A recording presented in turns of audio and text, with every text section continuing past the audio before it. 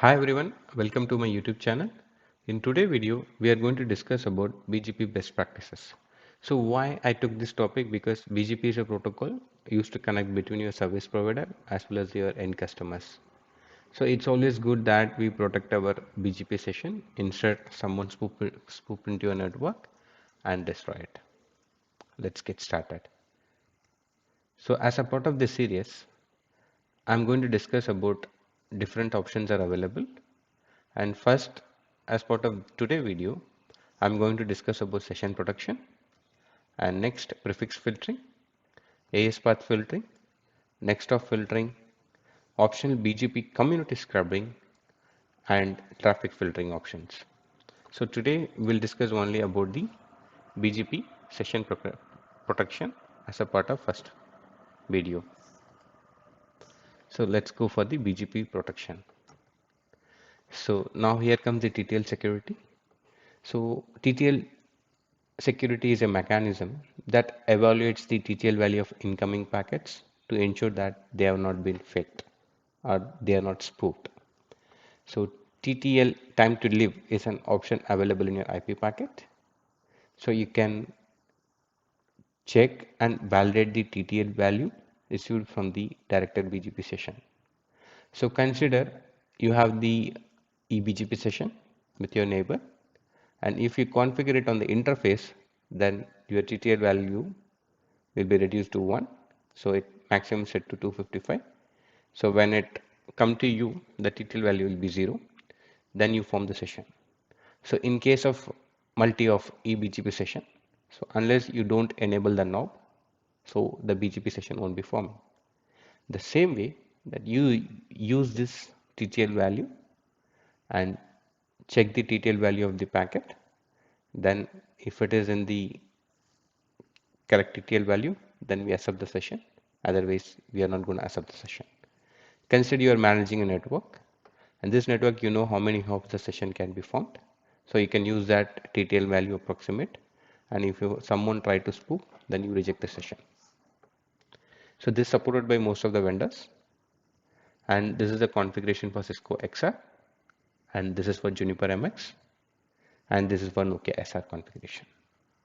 I hope you have an idea of the TTL security. It's always good to protect your TTL session, TTL security with the BGP session. Next is MD5 community picture. So always that we have seen as you are starting as an engineer, so you always protect your session using a password. So BGP supports TCP, MD5. The user has a single key configured because of TCP MD5 supports only one key for a session. It doesn't support multi-key. Like your high IPsec, it has a 2 sessions, right? So, but here it has only one session and one key for the connection. And second, with the TCP MD5, it does support MD5 algorithm only. So basically how it works, MD5 algorithm takes the secret key and the TCP segment for encryption. Then what it does is it generates a message digest, and this message digest then copied into your TCP segment and send it to the remote router. So this is the way that TCP MD5 works. And later years, right, it is identified, or some newsletters that I have read, that TCP MD5 is not safer.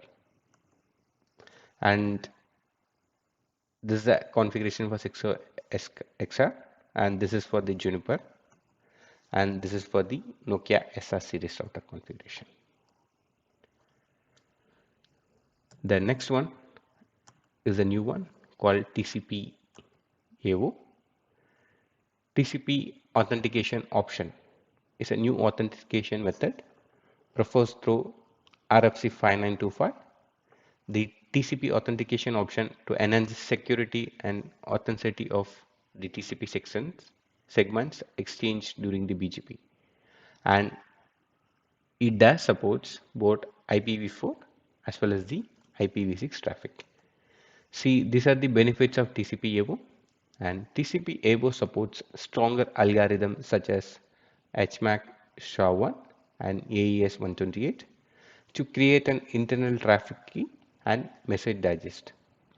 And it adds a new user configure key to generate the internal traffic keys for establishment connection and a mechanism to synchronize key exchange between the peers. So unlike MD5, it supports only the MD5 authentication, right? But here it supports the different algorithm other than MD5 in TCP AO option. And yes, TCP AO also does support the MD5. And this is the working operation of the TCP AO. Here you can see. So you have the key 0 and key 1. You can configure both key 0 as well as the key 1. And you have the secret key, key 0. With that secret key and you have the specific parameter, then you encrypt using the algorithm. So you can see the algorithm is SHA-1. So what it does is, the use this secret key at the specific parameter using SHA-1. It does generate a internal traffic key. So using this internal traffic key and at top of it the TCP segment, again it does the algorithm AES 128. It again apply or the SHA-1 and then it generate an message digest, and this message digest will be sent to the remote router. So in this way it helps us to protect the session in more secure way. And this is the configuration for Cisco XR. And next, this is the configuration for Juniper MX. And this is the configuration for Nokia SR. So here you can see I tested between Juniper and Nokia. So here you can see the sender ID and receiver ID. And here you can see the entry key. So if your sender ID is 10, the receiver ID in Nokia should be 10. If you are receiving ID is 20 here and your sending ID in the Nokia SR should be 20. Okay, so make sure that it is the alternative. It should not be 1020 and 1020. It should be the other way, 1020 and 20 and 10 in the remote router. We will see the configurations after this session, because I will have to go for the theory first, then do the configuration for the each session. So this the next option is available for BGP protection mechanism is well-known maximum prefix list. Maximum prefix list is one of the commonly used safety mechanism that will perform a certain options on BGP session. If the number of routes advertised by the peer exceeds per configuration limit, then the certain action has been taken. So consider you have the enterprise customer connected to your network or the remote end, and you want only 10 routes from them. Instead, they get the internet route from the other vendor, and they can, overload your routing table. To avoid that, there is always an agreement with the end customer that you will be sending this much amount of prefix only. If this certain number of prefix exceeds, then you are going to do a certain actions based on the options available on the vendor that you are using. And this is the configuration on Cisco, and this is the configurations on Juniper, and this is the configuration for Nokia SR. Okay, let's quickly go on to the lab setup. So let me show how I connected. So in my network, I have Nokia SR, and it is connected to Juniper. I'm using virtual MX, and here Cisco XR, and the topology is connected like this.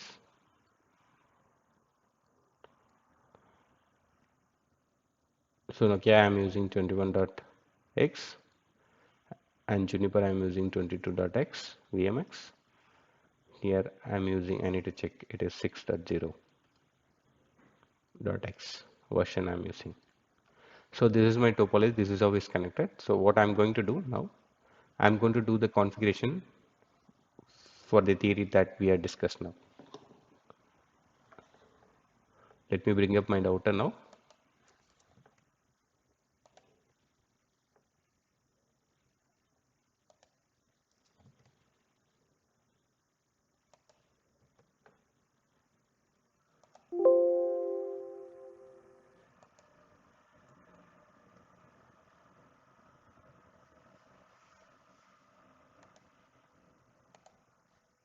Let me start the configuration so that we can test in all the vendors.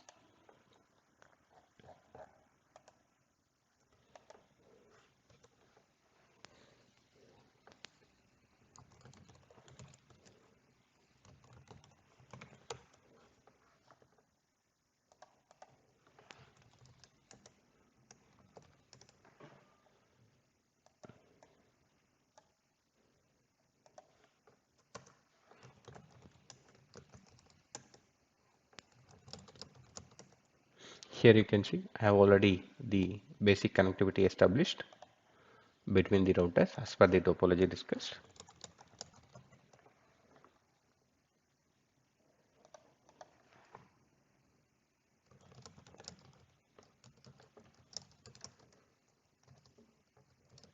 And I did configure the basic BGP session between them as well.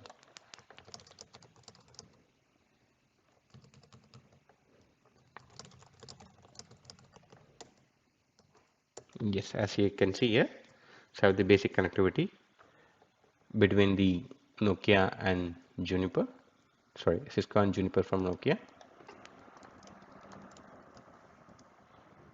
Here you can see, and vice versa in all the routers.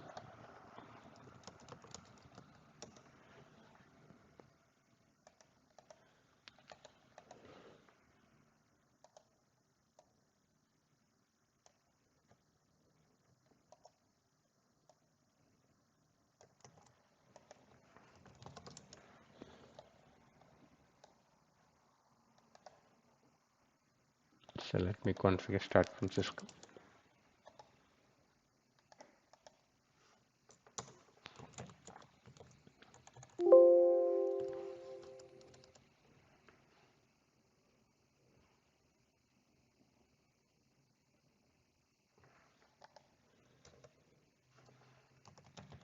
Enter commit.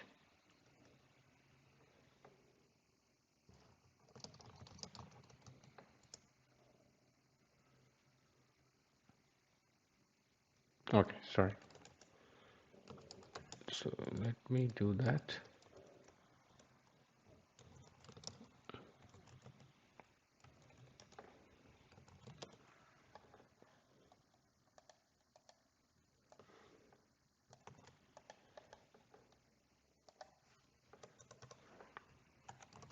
Then enter commit. That's fine.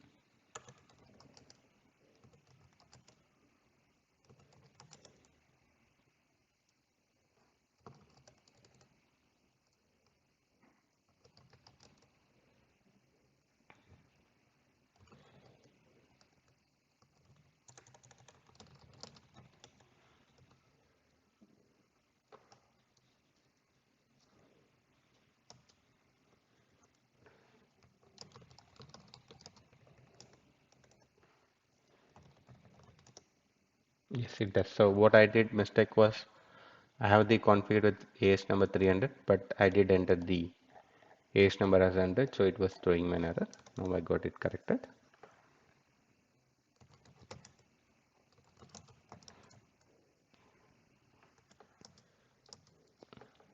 Here you can see now I have the TTL security is enabled on the group, and I call this group here to the port neighbor.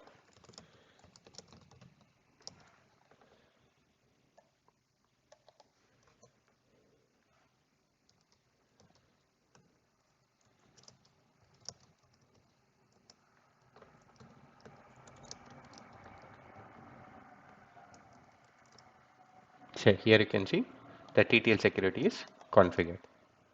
The same way you go here, you can configure in Nokia, configure router BGP group. So I have two different groups, so I need to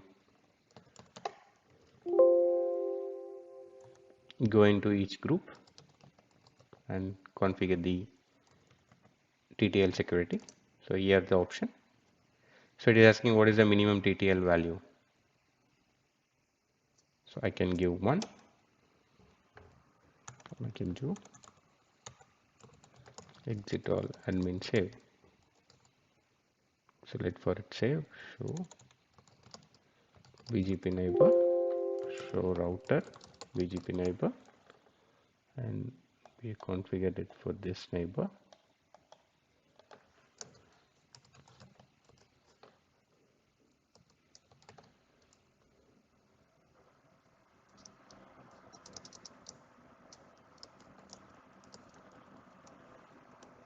So here you can see the TTL security is enabled. The minimum TTL value is 1.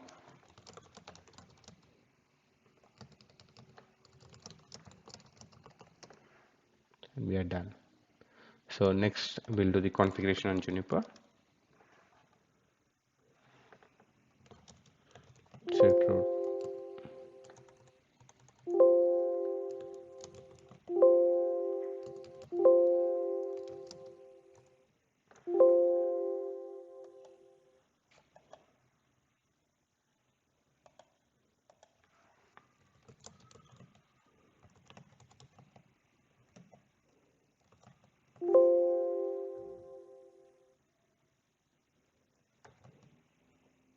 So here you can see the TTL value, and I can see TTL value for a single of PR, right? So enter the 1, and I'm going to give comment. So now we are done with the TTL configuration. So next we will do the configuration for MD5. So when we are doing the configurations, that we will see that BGP session going down for the MD5. Let me quickly do it on Cisco. Let me quickly do it on Juniper and Nokia, so that we can see the session will be going down. Configure.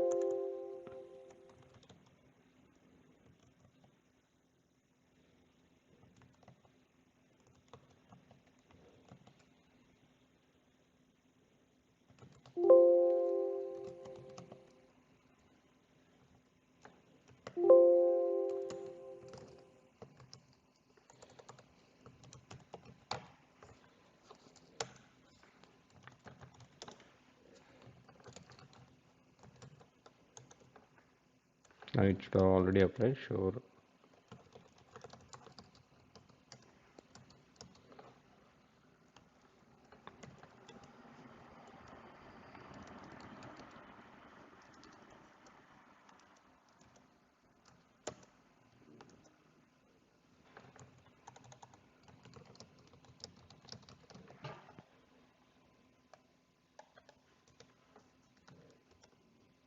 So here you can see now it will not come up.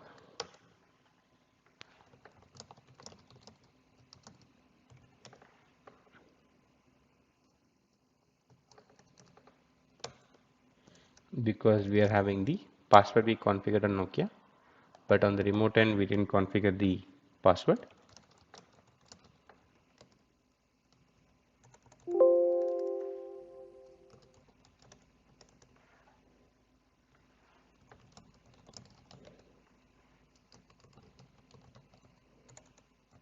It's a virtual, so we have to do some manipulation.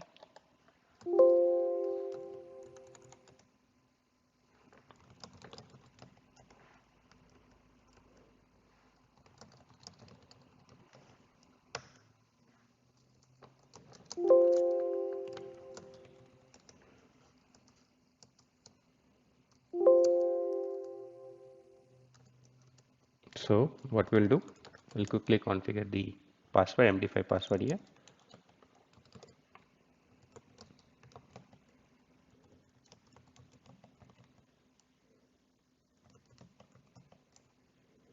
So the to configure MD5, it's authentication key, then network lab, then enter, then do a commit. So in Juniper, as you guys know, that if you don't commit, the configuration not applied, but not as like Cisco or not as like Nokia. BGP summary. Yes, now you can see the BGP is established. So this is the configuration between the Cisco and Nokia, and the configuration for Cisco that I already displayed. I will give the link in the description so that you can verify the configuration for Cisco as well. The next one that we will perform the quick configuration for TCP AO. As due to the like non latest OS, I was not able to test between the Cisco for the TCP AO, but I tested for Nokia and Juniper. Let's quickly test that. So let me quickly roll back one, then do a commit.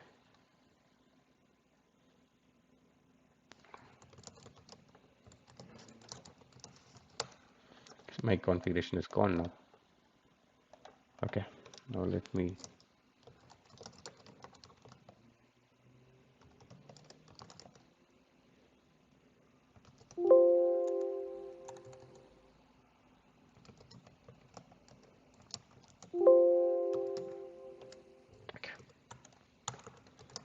so what I'm going to do now, configure the TCP AO on Juniper and Nokia. First I'll do the configuration, then first I'll do the configuration on Juniper first, then we'll see the session will be going down, and we'll check the logs as well.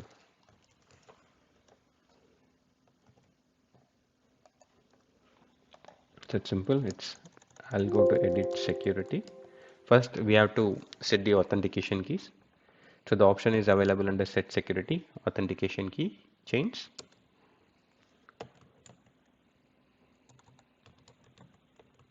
Keychain. So it's towards Nokia, so I'm going to give a keyword Nokia. Then set tolerance, like I'll pick 30. Then the key is 10.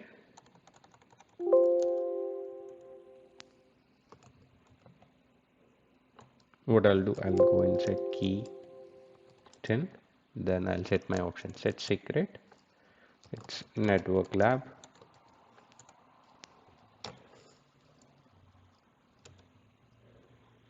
Then set start time.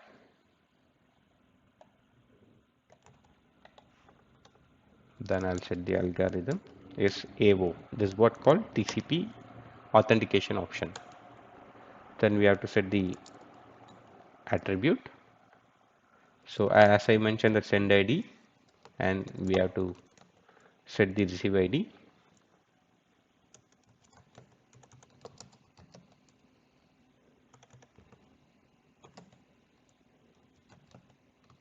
So now we are setting the TCP AO option enabled. Then set attribute. So this is what I said, like I mentioned. So these are the AES 120 and HMAC SHA is supported, right? As I said, in MD5, it does only support MD5, but here it supports the stronger authentication codes. So I'm going to use AES. Then I'm going to top, going inside set protocol BGP group Nokia authentication algorithm.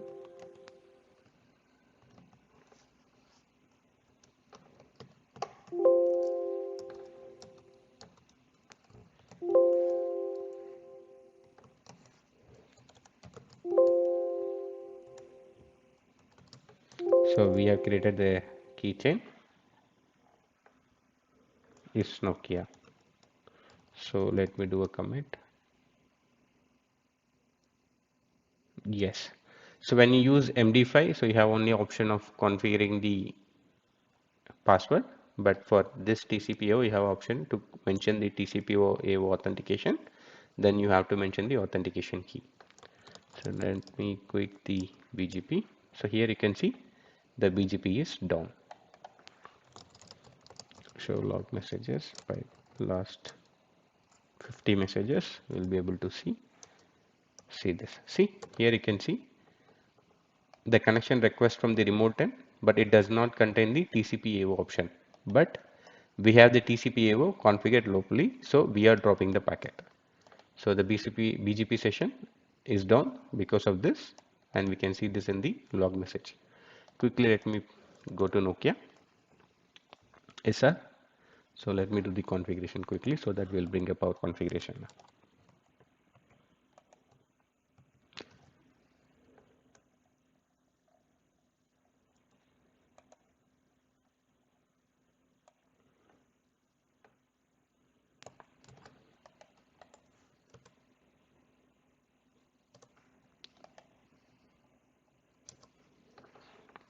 Let me quickly go inside.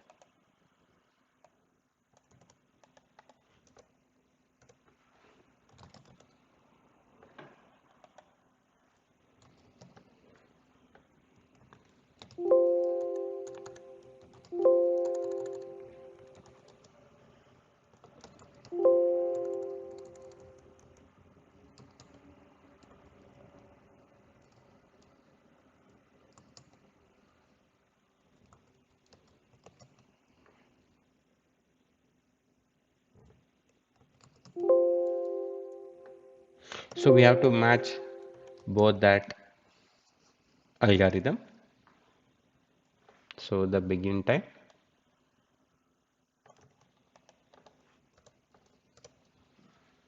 then again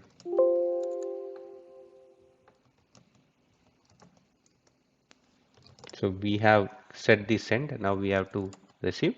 So in the remote end it's sending with the 10, so we have to use a key of 10 in the receive ID.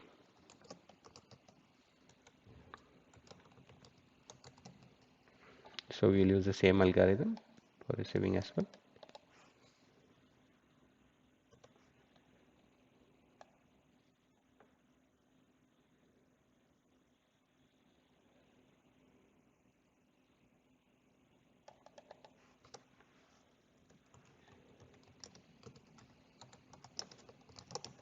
So this is a configuration guide. So send and receive option is TCP AO, and while sending we are sending with 20, and while receiving we are receiving with 10.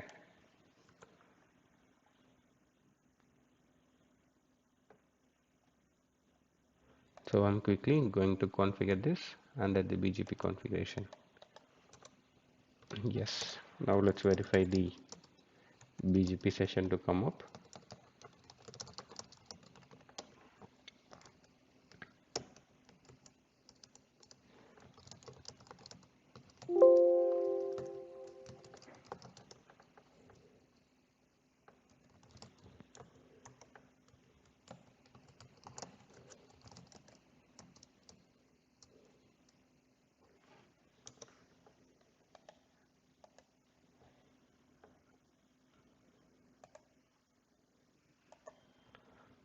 As you guys can see, now the BGP session has come up. So the mistake that I have done, I'll tell you, I did one mistake while doing the configurations. So I'll copy pasting that I mentioned the key instead of network lab, I put a password as key. So the BGP session was not coming up. After I just checked and changed the key to the matching the remote end. Now the BGP session has come up now.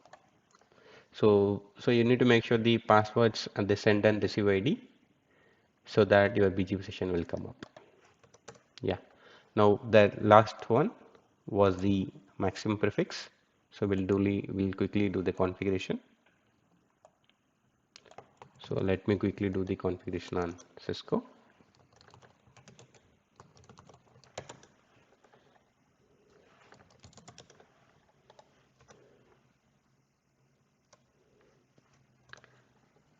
Okay, so you can see maximum prefix is 500. The percentage, and what is the action that you want to take? Discard the extra path once it exceeds the maximum. Yes, so the remote end can only send 500. If it exits, then I will start the extra paths randomly. Okay, this is on the Cisco. So let me quickly jump onto Nokia. Yes, sir. So go to inside configure router BGP group Juniper and neighbor.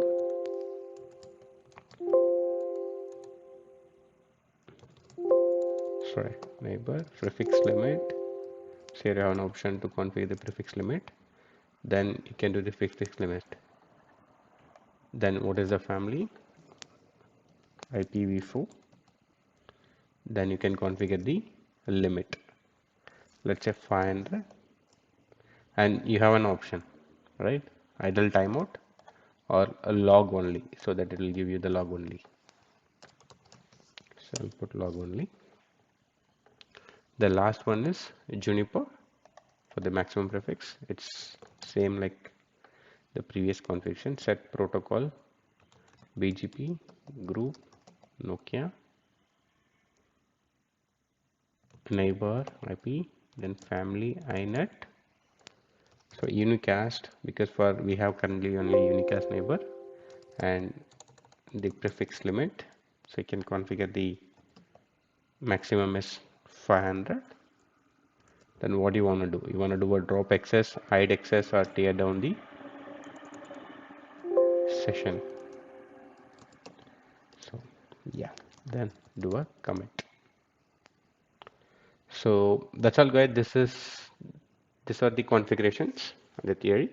So we will meet on the next session for the BGP part 2, and hope you guys have the clarity that how to protect your BGP session using this option. And hope if you guys are liking the video, then do subscribe, comment and like, and share it with your friends. And thank you very much for watching the video.